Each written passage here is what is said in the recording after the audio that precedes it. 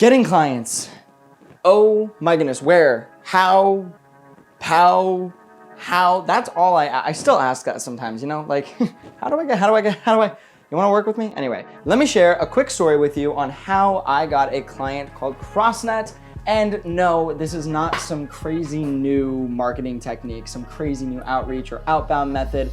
This is not a sexy story. It is just how I got a client, and hopefully it helps some of you guys out. But first, let's mix up the cube so we can solve it while we're talking, huh? So for me, with Crossnet, it started on LinkedIn. Crossnet is an outdoor sporting goods brand that I actually already had experience with. I used their Foursquare volleyball net product with like some friends of mine. And when I first joined LinkedIn, I was looking for people to get connected with, and I saw that the founders were super active on there. Got the white plus. I started paying attention to what Chris Mead was talking about, because unlike many brands, founders, CEOs, stuff like that, he put a ton of effort into his own personal brand. So it wasn't very hard to learn about him. Now, anytime that he would post, not every single time, I wasn't like stalking his page, trying to find the moment to talk to him or, you know, leave a comment, be like, hey, this is what I do. I wasn't looking for opportunities like that.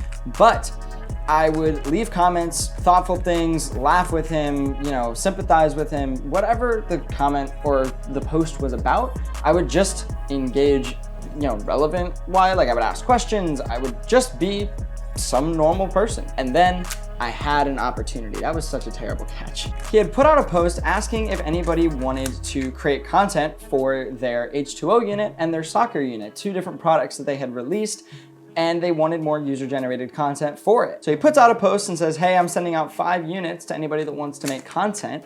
And I commented and I said, hey, I would love to do that. He sent me a DM and said, you down to create? And I said, absolutely. He sent over the units with no question, and it was now my turn to fulfill. So my friends were hosting a party, like, I don't know, 2 weeks from when he sent me the units, or maybe a week and a half from when he sent me the unit. So he sends it to me, I get it, I check out the product, make sure everything's good. And I talked to my friends, I was like, hey, at this party that you guys are hosting, would it be okay if I brought some product and shot with you guys for a little bit? Because they're all very athletic people, very coordinated, very good at volleyball in particular, which was good for this. And there were some soccer players there, which worked perfectly for the soccer unit. So my friends said yes, and I forgot how to solve this part of the... My primary goal was to get the like promo and montage style content for the products because I wanted to showcase my talents and abilities to the Crossnet team. My ultimate goal at the time, and it still is, to work with brands and businesses to showcase their products or the brand itself. So I wanted to create content that would basically accomplish that goal while still keeping costs low. So I wasn't doing a big production, I was just having fun with friends, shooting some promo montage style content. I showed up, set everything up, took a few pictures, took a bunch of video clips. After everything was said and done, it was time to go to the editing room. I put together a small photo gallery for each of the products, as well as one vertical video for each of the products. So it was one like montage style video, and then a horizontal single shot video. So it was just one shot of me like orbiting around while they were playing the game. Oh, and I put my GoPro Hero Max, which is like a 360 camera, in the middle of the net on both of the units and gave them like a 3D kind of perspective. That's actually pretty cool. I thought it was cool. I included that with the galleries and send. They did not take very long to respond.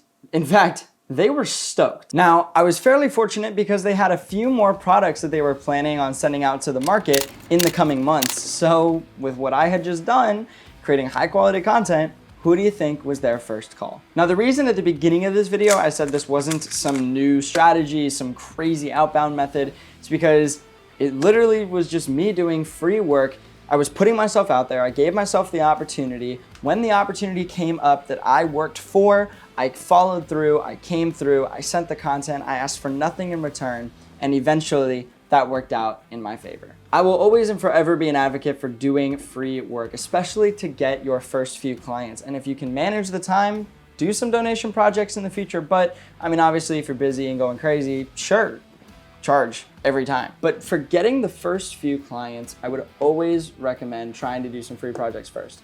You can get great connections, make some good content, because sometimes those passion projects turn out better than even a paid project would have if they reached out to you first. So if you want to get more brands like Crossnet under your belt, go to LinkedIn, follow the brand, see who you can find. Facebook, Instagram, LinkedIn. LinkedIn is a great tool for this, but you can find them anywhere. I recommend going to LinkedIn first, find an organization, find everybody that works in the organization, and then from there, go to Instagram and Facebook, try to find them there, follow them, see what they're posting, see if there's any opportunities to engage, become somebody that they recognize, so that then when there is an opportunity that is only created when you consistently engage with them, when there is that opportunity, you can come through for them and hopefully it works out in your favor. So to sum all of this up, follow people, see what they do, engage with them when there's an opportunity, come through for them, ask nothing in return, and hopefully it works out for you. Fun fact, my record for the Rubik's Cube is 32.5 seconds.